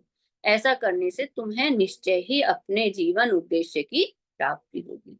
तो इसमें क्या बता रहे हैं कि इसमें उन्होंने बताया है कि आप सभी को क्या करना चाहिए? अपने मतलब मन से, वचन से, शरीर से अपने मतलब जो है सब काम करो, जो भी तुम्हारे व्यक्तिपरक काम है उन्हें भी करो और उसके साथ साथ आपको क्या करना है? उसके साथ साथ भगवान की भक्ति भी करनी है, उनके चरणों में आपको ध्यान लगाना है, उन पर पूर्ण रूप से विश्वास करना है। अगर तुम ऐसा करते हो तो तुम्हारे जीवन का जो लक्ष्य है उस लक्ष्य को तुम आसानी से प्राप्त कर सकते हो। तो इसमें प्रभुपाद जी तात्पर्य में बताते हैं कि कोई यह प्रश्न उठा सकता है कि जब भगवान की जो सेवा है ब्रह्मा, शिव और बड़े बड़े देवता करते हैं उनकी पूजा, तो सामान्य व्यक्ति की पूजा को वो कैसे स्वीकार करेंगे? क्योंकि वो तो बहुत अच्छे से करते होंगे उनकी सेवा, है ना, हर चीज, अगर वो भोजन भी अर्पित कर रहे होंगे तो बहुत अच्छे से बना रहे होंगे, तो वे सामान्य व्यक्ति उनकी पूजा या अर्चना कैसे कर सकता है? तो इसके लिए ये है कि यहाँ मतलब ये कहा गया है कि मतलब हमको अपने मतलब सामर्थ्य, हर व्यक्ति को अपने सामर्थ्य के अनुसार ये अधिकार है कि वह भगवान की सेवा कर सकता है, जैसी जिसकी सामर्थ्य है। तो पृथु महाराज भी इसमें इसी बात को कह रहे हैं कि तुम अपने सामर्थ्य के अनुसार भगवान की सेवा कर सकते हो, है ना। और उससे कैसे कर सकते हो? बस तुम्हें क्या होना चाहिए कि तुम्हें सरल और निष्कपट भाव से भगवान की सेवा करनी है और उनकी सेवा करते हुए कोई अपने मन में संशय नहीं रखना है। तो इसके लिए कोई ऐसा वो नहीं है कि ब्राह्मण या जैसे 4 हमारे आश्रम वो हैं, वर्ण है, तो कि मतलब ब्राह्मण या क्षत्रिय ही उनकी सेवा कर सकते हैं भगवान की। इसके लिए कोई भी मतलब एक शूद्र भी, एक स्त्री भी, सब उनकी भगवान की सेवा कर सकते हैं, इसके लिए कोई भी बाउंडेशन नहीं है।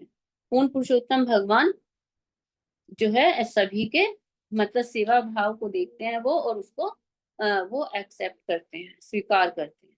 तो इसके लिए हमें ये नहीं सोचना चाहिए कि मेरे पास ये है नहीं है या मैं कैसे करूंगी। तो मतलब जिस भी उससे जितनी सामर्थ्य है उसी के अनुसार भगवान की हमें सेवा करनी चाहिए। श्लोक संख्या 34। इसमें पूर्ण पुरुषोत्तम भगवान क्या है कि इसमें क्या बताया गया कि पूर्ण पुरुषोत्तम भगवान दिव्य है।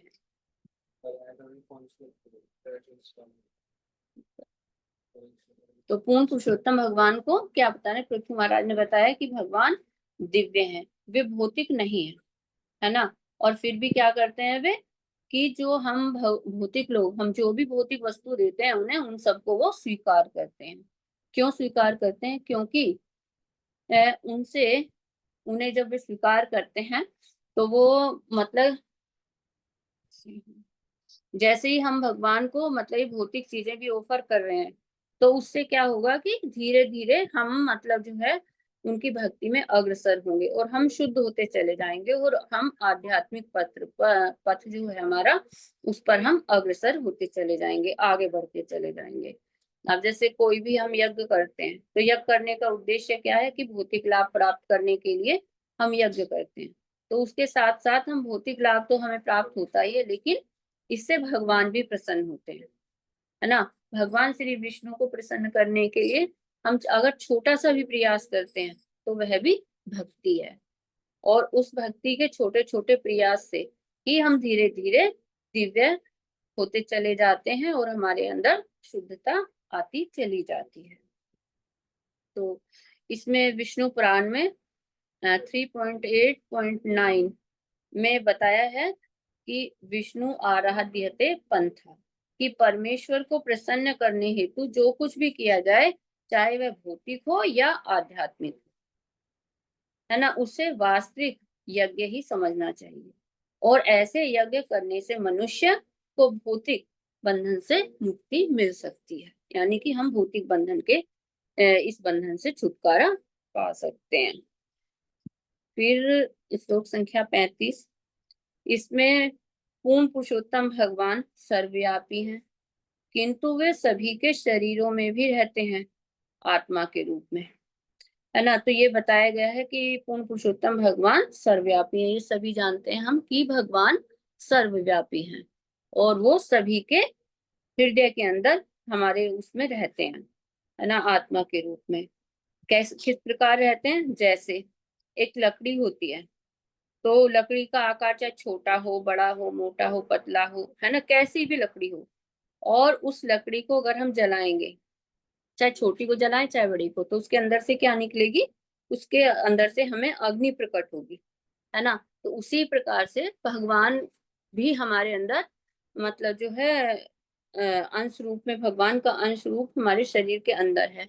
तो ये जो हमारे अंदर जो भी गुण है वो सब भगवान से ही आए हैं, तो लेकिन उनकी मात्रा में कमी है ना। गुण तो समान है लेकिन मात्रा में समान नहीं है।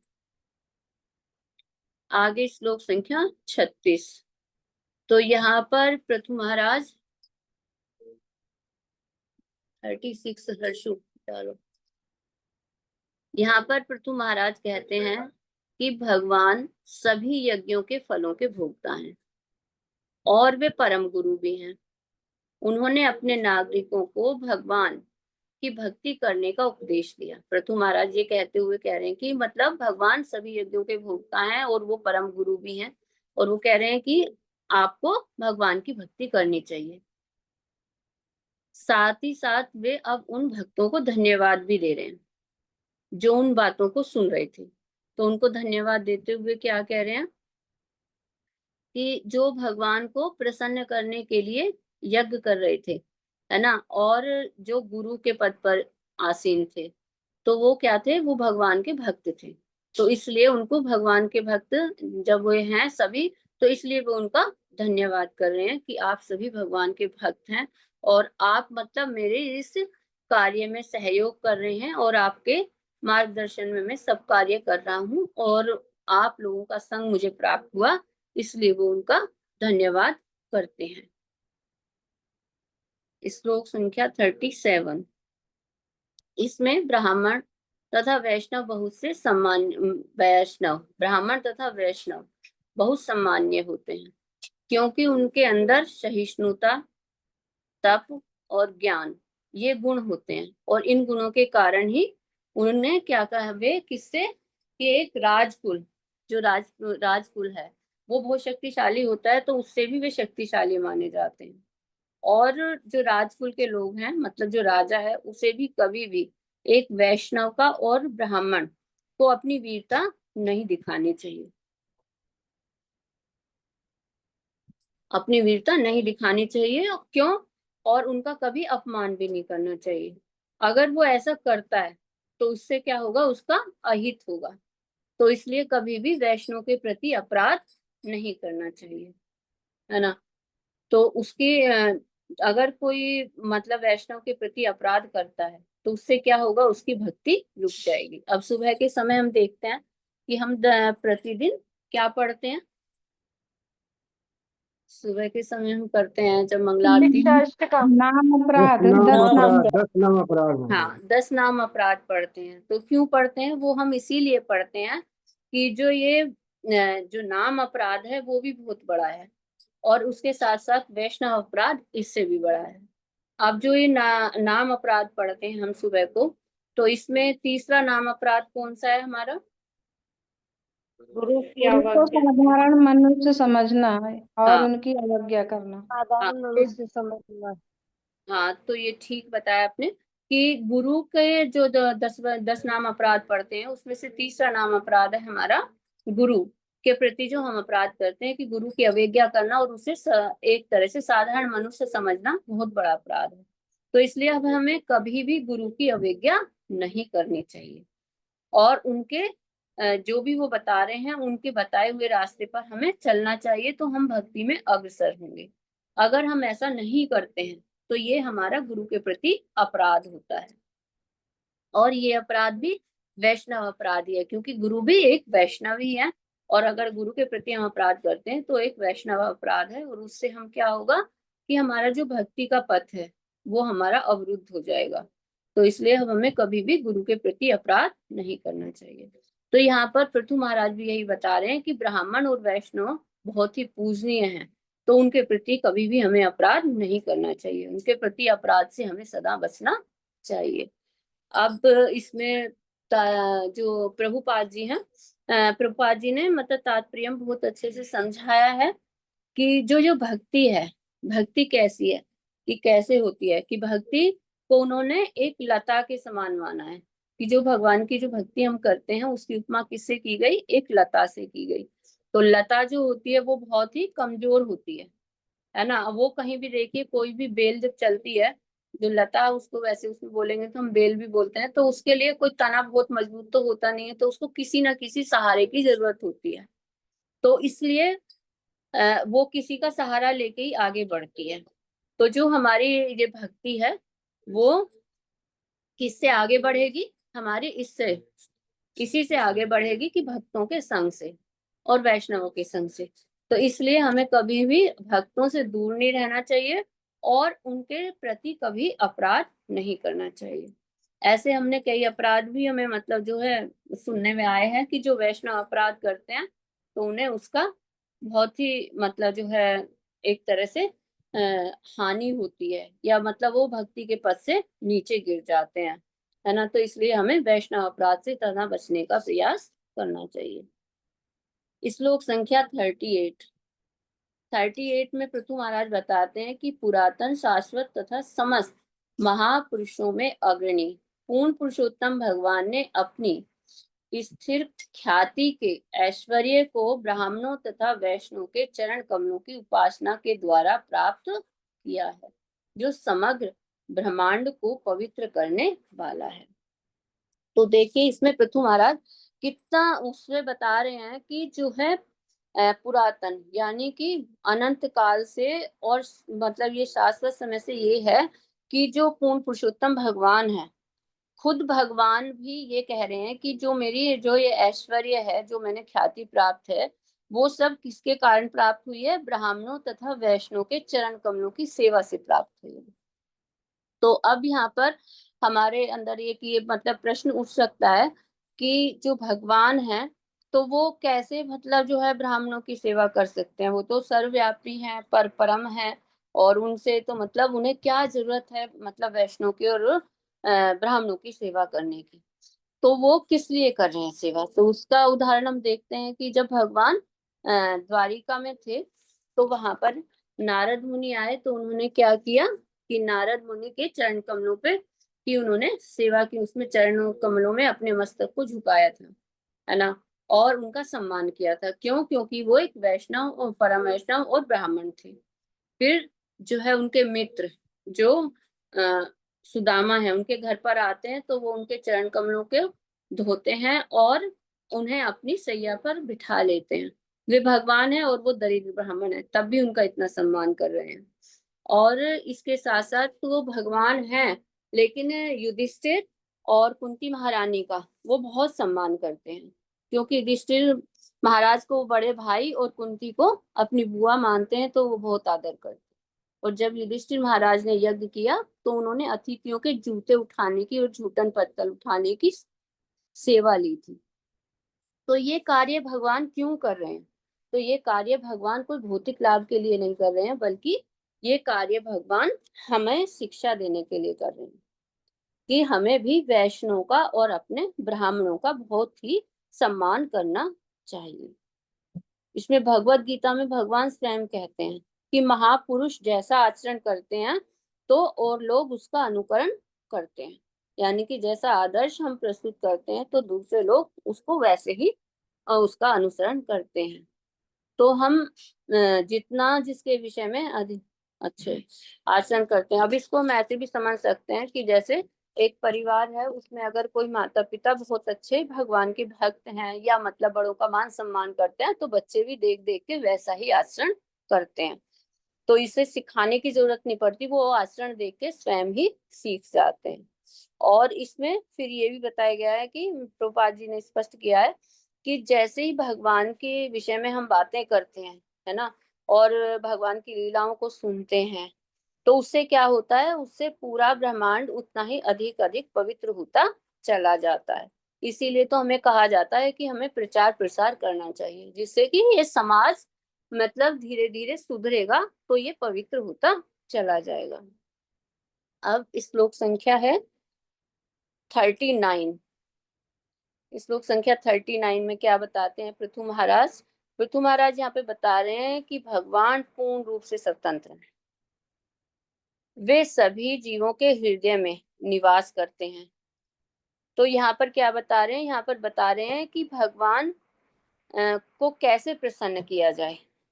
तो भगवान उन लोगों से अधिक प्रसन्न होते हैं, कह रहे हैं कि भगवान स्वतंत्र भी हैं लेकिन फिर भी सबके हृदय में निवास भी करते हैं। और उन्हें प्रसन्न करने के लिए क्या करना होगा कि भगवान को प्रसन्न करने के लिए हमें क्या करना है कि हमें जो है उनके चरण कमलों का, अच्छा, भगवान मतलब किन लोगों से प्रसन्न होते हैं? भगवान उन लोगों से प्रसन्न होते हैं जो उनके चरण कमलों का अनुसरण करते हैं। यानी कि जैसे भगवान ने बताया है अपने भगवत गीता में, भागवतम में जो हमें शिक्षाएं दी हैं, अगर हम उन शिक्षाओं का पालन करते हैं और अपने जीवन में उसको उतारते हैं तो भगवान उनसे प्रसन्न हो जाते हैं, है ना।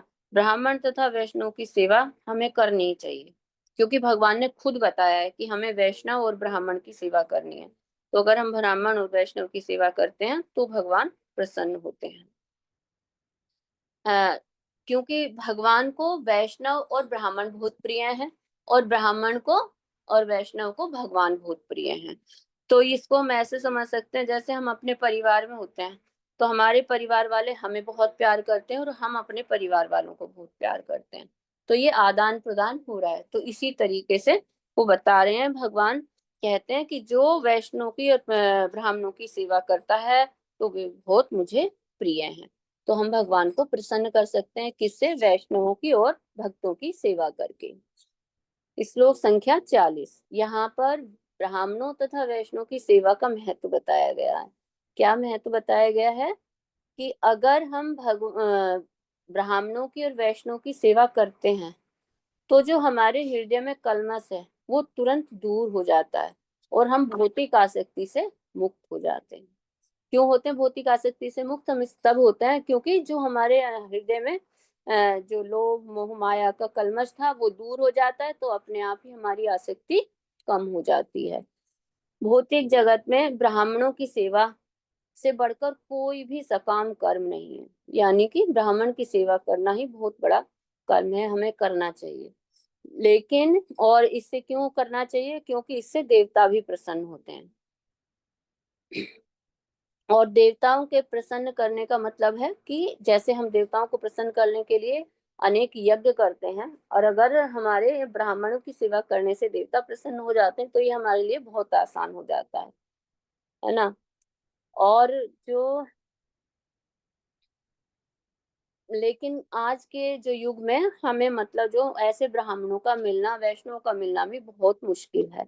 तो हम ब्राह्मणों की सेवा करें कैसे? तो इसलिए क्योंकि आजकल हम देखते हैं जो ब्राह्मण है या मतलब कोई गोस्वामी, मतलब जो ब्राह्मण क्या समझते हैं, अपने वंश अनुगत अधिकार से अपने आप को ब्राह्मण कहते हैं, है ना।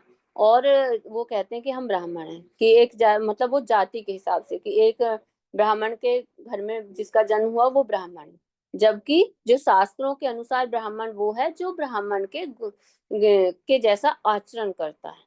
ऐसा नहीं है कि ब्राह्मण कुल में जन्म लिया और असुर आचरण कर रहा है तो वो भी ब्राह्मण हो गया, तो ऐसा नहीं है। तो अब हमें ये देखना होगा कि हम ऐसे ब्राह्मण कहाँ से ढूंढे, कैसे हम ऐसे पता चलेगा हमें कौन सही ब्राह्मण है, कोई झूठा है या नहीं है, तो उसका लाभ हम कैसे उठाएंगे। तो इसके लिए हमें क्या करना चाहिए, प्रमाणिक गुरु की शरण लेनी चाहिए और उनके जो गुरु के संगी हैं उनका आश्रय लेना चाहिए और उनकी सेवा करनी चाहिए। तो हम अपनी आध्यात्मिक उन्नति कर सकते हैं। और वैदिक जो विधि के अनुसार हम कई बार देखते हैं, एक ये प्रथा है कि जब हम कोई भी कार्य करते हैं, अनुष्ठान करते हैं, यानी कि जैसे कई बार हम देखते हैं कथा कराते हैं, है ना, कोई हवन कराते हैं और कोई भी, तो उसमें हम क्या करते हैं कि बाद में ये कहा जाता है कि ब्राह्मणों को भोजन जरूर कराना चाहिए। तो ये प्रथा है तो वैदिक प्रथा, लेकिन आज इसका हम सही से मतलब इसको नहीं कर पा रहे हैं। क्यों? क्योंकि आज तो शुद्ध ब्राह्मण ही मिलना मुश्किल है। लेकिन इसको करने के लिए हमें प्रमाणिक गुरु की शरण लेनी चाहिए और उनके संगियों का आश्रय लेना चाहिए, तो हम इसका लाभ उठा सकते हैं। श्लोक संख्या 41 कहाँ हो हरी? यज्ञ में, अब इसमें बताया गया 41 में कि यज्ञ में अनेक मंत्रों का उच्चारण किया जाता है। जब यज्ञ किए जाते हैं तो उसमें बहुत सारे मंत्रों का उच्चारण किया जाता है। सभी देवताओं को प्रसन्न करने के लिए आहुतियां दी जाती हैं। कहा जाता है कि भगवान सभी यज्ञों के भोक्ता हैं। ये सुनते हैं बार बार कि भगवान सभी यज्ञों के भोक्ता हैं। तो वो तो भी भगवान जो अग्नि यज्ञ में जो अर्पित भोजन प्राप्त, भोजन जो मतलब जो है अग्नि यज्ञ में जो अर्पित किया जाता है भोजन, उसको प्राप्त करके भगवान इतने प्रसन्न नहीं होते जितने प्रसन्न किससे होते हैं कि जब वे अपने भक्तों से उच्चारित मंत्रों को सुनते हैं तो वो बहुत प्रसन्न होते हैं, क्योंकि मंत्रों में स्वाहा शब्द उच्चारित किया जाता है और हर देवता का नाम लिया जाता है, जिससे क्या होता है, भगवान जिसे सुनकर भगवान प्रसन्न होते हैं। क्यों प्रसन्न होते हैं भगवान? भगवान इसलिए प्रसन्न होते हैं कि जो भी वे देवता हैं, है ना, जैसे मतलब इंद्र देवता, सूर्य देवता जो भी हैं, तो हम देखते हैं कोई भी पूजा अनुष्ठान जैसे हम कराते हैं तो पहले सबका नाम लिया जाता है और उनको मंत्रों का उच्चारण किया जाता है उनके नाम से। तो उनको सुनकर भगवान खुद ही प्रसन्न होते हैं। क्यों प्रसन्न होते हैं? क्योंकि जो देवता हैं वो भी भगवान के प्रतिनिधि हैं। जब वो प्रसन्न होते हैं तो भगवान भी उनसे प्रसन्न होते हैं, है ना। भगवान स्वयं ही कहते हैं, क्या कहते हैं? भगवान कहते हैं कि ना मैं वैकुंठ में रहता हूँ ना योगियों के हृदय में रहता हूँ। मैं कहाँ रहता हूँ? मैं रहता हूँ भक्तों के जहाँ पर भक्त मेरी लीलाओं के महिमा का गुणगान करते हैं, मैं वहां पे रहता हूँ। तो ये भगवान खुद स्वयं कह रहे हैं। तो इसलिए जहाँ भगवान का नाम लिया जाता है, भगवान की लीलाओं का गुणगान किया जाता है, भगवान वहां पर रहते हैं, वहां पर आते हैं और खुश होते हैं, प्रसन्न रहते हैं।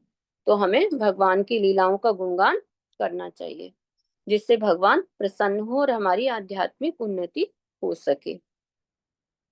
श्लोक संख्या 42, यहाँ पर पृथु महाराज ब्राह्मणों के विषय में बताते हैं कि ब्राह्मण वेदों के आदेशों को, ब्राह्मण कौन है ये बता रहे हैं कि ब्राह्मण के विषय में कि ब्राह्मण कौन होते हैं। ब्राह्मण वे होते हैं जो वेदों के आदेशों का पालन करते हैं श्रद्धा से, तपस्या और शास्त्रीय विधि के अनुसार, और मन तथा इंद्रिय की पूर्ण तरह से नियंत्रित करके, है ना। श्रद्धा भी होती है उनके अंदर और शास्त्रीय नियम के अनुसार उसे अपनाते हैं, अपने मन को नियंत्रित करते हैं, इंद्रियों को नियंत्रित करते हैं और उसमें ध्यान लगाते हैं। तो वैसा जो आचरण करता है वो व्यक्ति ब्राह्मण है। ये नहीं है कि किसी भी मतलब जो है एक ब्राह्मण के घर में जन्म लिया तो वो ब्राह्मण हो गया। तो इस तरह से ब्राह्मण एक स्वच्छ दर्पण के समान होता है ना। जैसे जिसमें जो जैसा होता है वैसा ही दिखता है। वो स्वच्छ दर्पण कैसे है? स्वच्छ दर्पण यूं हो गया क्योंकि उसके अंदर जो मतलब एक तो वो शास्त्रीय नियमों का पालन कर रहा है, इंद्रियों को पूर्ण रूप से उसने नियंत्रित कर लिया है, तो वो अपने आप में शुद्ध हो जाता है ना। तो अब एक प्रश्न आता है कि जैसे मतलब शुद्ध तो हो जाता है, तो किस चीज से शुद्ध होता है वो? कि जैसे हमारे बताया जाता है कि बद्ध जीव होते हैं, उनके अंदर कुछ दोष होते हैं, है ना। तो वो कौन से दोष होते हैं बद्ध जीव में? मान लीजिए त्रुटि त्रुटि करना, ठगना, इंद्रियां पूर्ण होना और भ्रमित हो जाना। मोहग्रस्त होना, हाँ, मोहग्रस्त होना। मोहग्रस्त होना। हरे कृष्णा। माता जी क्वेश्चन मत पूछिए अब थोड़ा अच्छा, सा, आपका अभी काफी पार्ट बचा है और 10:21 हो गया माता जी। ठीक है प्रभु जी, मैं बस करती हूँ। तो फिर इसमें था कि जो हमारे जो बद्ध जीव है उसके अंदर ये 4 त्रुटियां होती हैं, लेकिन जो ब्राह्मण के अनुचित आचरण करता है, ब्राह्मण की तरह आचरण करता है, तो उनकी ये त्रुटियां स्वयं ही नष्ट हो जाती हैं और वो भगवान का भक्त हो जाता है, भगवान के प्रति उसकी निष्ठा बढ़ जाती है और वो इसका भगवान के नाम का प्रचार प्रसार करने लगता है और इससे क्या होता है, वो भौतिक कलमश से दूर हो जाता है। श्लोक संख्या 43 में अब भक्ति का उपदेश देने के बाद, जब भक्ति के बारे में अभी बता रहे थे पृथु महाराज, तो अब इस श्लोक में महाराज कहते हैं कि हे आर्यगण, मैं आपका आशीर्वाद चाहता हूँ कि मैं आजीवन आप अपने मुकुट में ऐसे ब्राह्मण और वैष्णव के चरण कमलों की धूलि ग्रहण करता रहूं।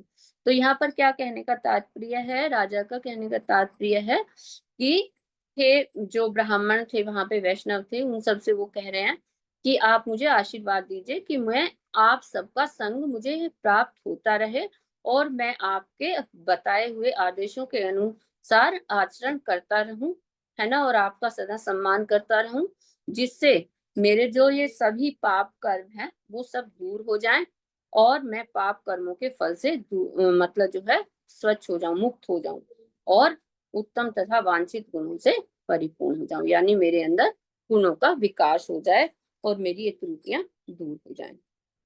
फिर इस श्लोक संख्या 44 में जब कोई ब्राह्मणों के गुणों को जैसे, मतलब जैसे ब्राह्मण के जो गुण हैं, तो सदाचार, कृतज्ञता तथा अनुभवी लोगों का आश्रय लेता है, यानी कि जब कोई ब्राह्मणों के गुणों को, जैसे ब्राह्मण के गुण क्या बताए, सदाचार, कृतज्ञता, अनुभवी लोगों का आश्रय लेना, ये सब ब्राह्मण के गुण है, तो उसे सारे संसार का ऐश्वर्य प्राप्त होता है। अगर वह ऐसे गुणों को अपनाता है तो उसे भगवान मतलब संसार का पूरा ऐश्वर्य प्राप्त होता है।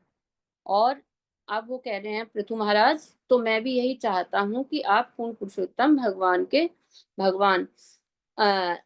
आप अपने पार्षदों सहित ब्राह्मण कुल, गाय तथा मुझ पर प्रसन्न रहें। भगवान से प्रार्थना कर रहे हैं कि मैं मतलब ऐसे सदाचार, कृतज्ञता और अनुभवी लोगों का आश्रय लेता रहूं और मैं मेरे ऊपर भगवान आप ऐसी कृपा करें और जो है ब्राह्मण कुल और गायों पर सदा आप प्रसन्न रहें, जिससे कभी मतलब उनके राज्य में कोई भी अशांति ना हो, राज्य सुचारू रूप से चलता रहे। तो प्रत्येक व्यक्ति को पूर्ण पुरुषोत्तम भगवान का कृतज्ञ होना ही चाहिए। क्यों होना चाहिए? क्योंकि उसे पता है कि भगवान सभी जीवात्माओं के पालन करता है और वो हमारी सभी आवश्यकताओं की पूर्ति करते हैं। तो इसलिए हमें सोचना चाहिए कि भगवान सब कुछ हमें दे रहे हैं, तो हमें उनका कृतज्ञ रहना चाहिए।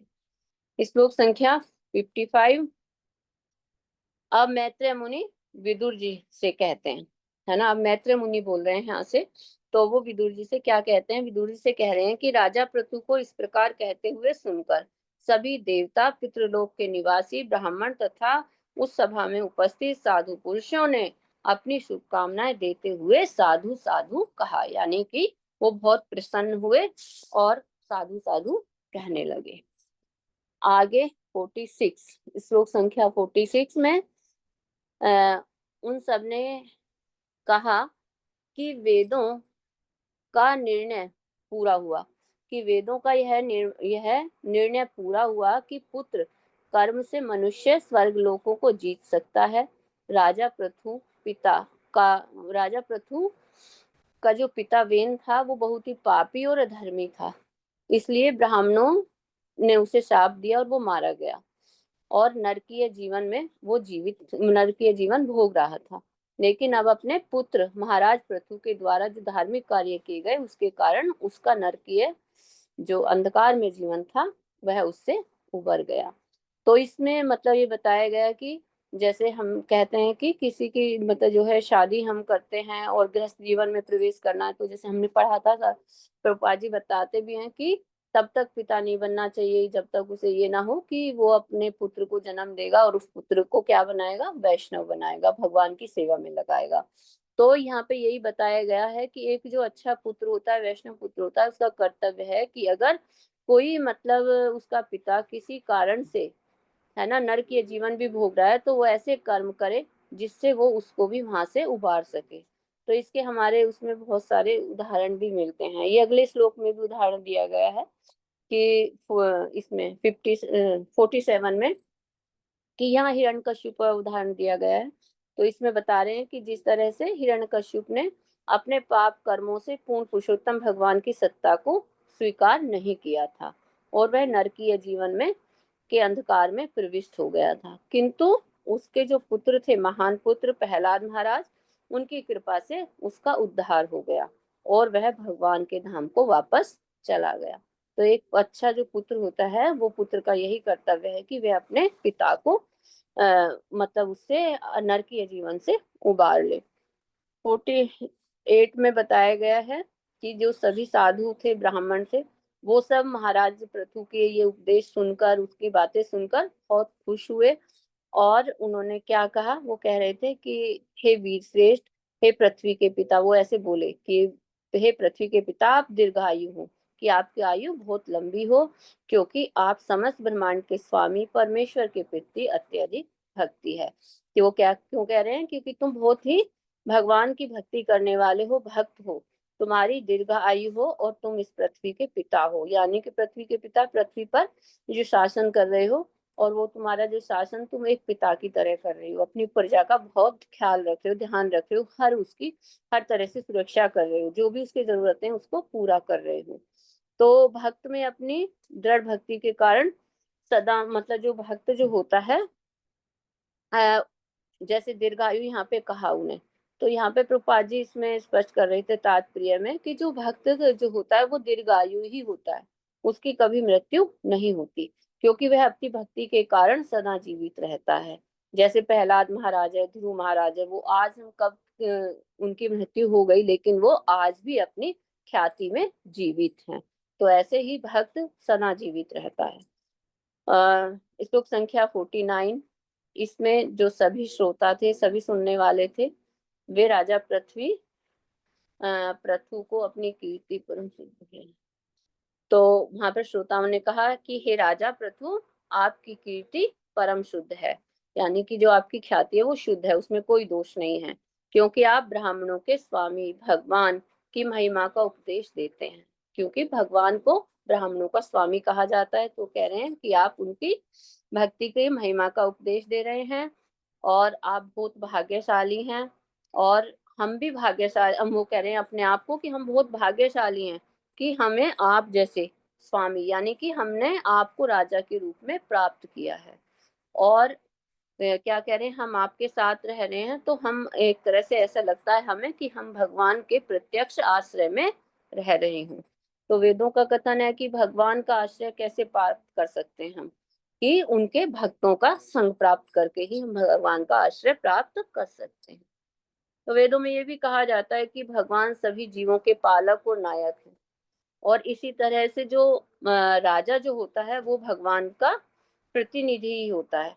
और यहाँ पर राजा पृथु जो है वो भगवान के सर्वश्रेष्ठ भक्त भी हैं और उनकी महिमा का गायन कर रहे हैं, ये वो भी भगवान के एक बहुत अच्छे प्रतिनिधि हैं। तो इसलिए वहां पर जो श्रोता हैं वो यही कह रहे हैं कि हमें आपका आश्रय प्राप्त हुआ, तो हमें ऐसा ही लग रहा है कि हमने भगवान का आश्रय प्राप्त किया है।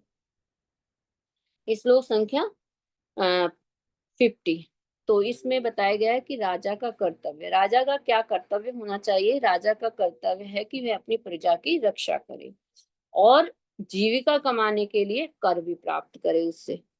और एक जो योग्य राजा होता है उसका वो कैसा होना चाहिए, वो अत्यंत दयालु होना चाहिए और करुणामय होना चाहिए और भगवान का भक्त होना चाहिए। राजा पृथु में ये सभी गुण विद्यमान थे, तो इसीलिए उनका जो चरित्र है वो बहुत ही महान था और उनको क्योंकि वो खुद भगवान के अवतार थे, सत्यावेश अवतार थे, तो उनके चरित्र में कोई दोष ही नहीं था कि जिससे ये कहा जाए कि मतलब वो एक भगवान के प्रतिनिधि नहीं है। उसके रूप में ही वो कार्य कर रहे थे, राज्य कर रहे थे।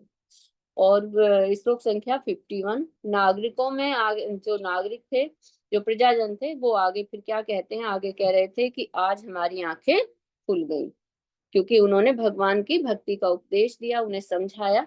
तो वो उसके लिए कह रहे हैं, महाराज को धन्यवाद दे रहे हैं कि आपने हमारी आंखें खोल दी हैं, हमें बता दिया है कि हम इस अंधकार के सागर से कैसे बाहर निकल सकते हैं, यानी कि इस भौतिक जगत के भव बंधन को हम कैसे काट सकते हैं। और नहीं तो हम तो मतलब हमें कुछ पता ही नहीं था, तो हम तो अभी तक सकाम कर्म किए जा रहे थे और उस जाल में फंसे पड़े हुए थे, और हम अपने जीवन के लक्ष्य को भूल गए थे और इस ब्रह्मांड में भटक रहे थे, बार बार जन्म मृत्यु के चक्र में। तो वो उसे धन्यवाद दे रहे थे पृथु महाराज को कि आपने हमें अच्छे से ये सब बताया, तो इसके लिए धन्यवाद दे रहे हैं। श्लोक संख्या 52 में बता रहे हैं, कह रहे हैं कि हे स्वामी, वहां पर भी प्रजाजन कह रहे हैं कि हे स्वामी, आप विशुद्ध सत्वगुण में स्थित हैं, कि आप बहुत ही शुद्ध हैं, सत्वगुण में स्थित हैं, अतः आप भगवान के समक्ष प्रतिनिधि हैं, आप भगवान के ही समान एक प्रतिनिधि हैं, और आप अपने तेज से महिमावान हैं, यानी कि आपका तेज, मतलब कोई ऐसा नहीं है कि आपको किसी और चीज की जरूरत नहीं है, ये तुम्हारे अंदर का जो तेज है वो तुम्हारी महिमा के कारण है, और आप सारे संसार का पालन करते हैं तथा अपने धर्म का पालन करते हुए प्रत्येक व्यक्ति की रक्षा कर रहे हैं। तो वहाँ जो मतलब पृथु महाराज के राज्य में जो प्रजा थी, वो भी पृथु महाराज के राज्य से बहुत ही खुश थी, उसके शासन में सुख शांति थी। और वो किस लिए थी? क्योंकि महाराज खुद ही मतलब जो है एक भक्त थे, और जो भी कार्य कर रहे थे, वो अपना शासन जो चला रहे थे, वो शास्त्रों के अनुसार जो आदेश थे उन्हीं के अनुसार उस शासन को चला रहे थे। तो आज के उसमें हमें भी मतलब जो आज जो हमारी देश मतलब जो परिस्थिति है, तो हमें भी ऐसे ही सरकार की जरूरत है जो भगवान के आदेशों के अनुसार अपने शासन को चलाए और मतलब प्रजा की रक्षा करे। लेकिन आज ऐसा है नहीं, आज के जो राजा हैं वो स्वार्थी हो गए हैं और अपने स्वार्थ के लिए ही हर कार्य को करते हैं, उन्हें प्रजा से कोई मतलब नहीं है ना। तो मुझे यही समझ में आया, मैंने थोड़ा बताने का प्रयास किया, जो भी गलती त्रुटि हुई और समय ज्यादा लिया उसके लिए क्षमा करिएगा। हरे कृष्णा, सभी भक्तों को मेरा सादर प्रणाम। हरि बोल हरि हरि बोल बोल, हरि बोल, हरि बोल। हरि बोल। हरि हरे कृष्ण। बोल हरि बोल। रिकॉर्डिंग स्टॉप करेंगे।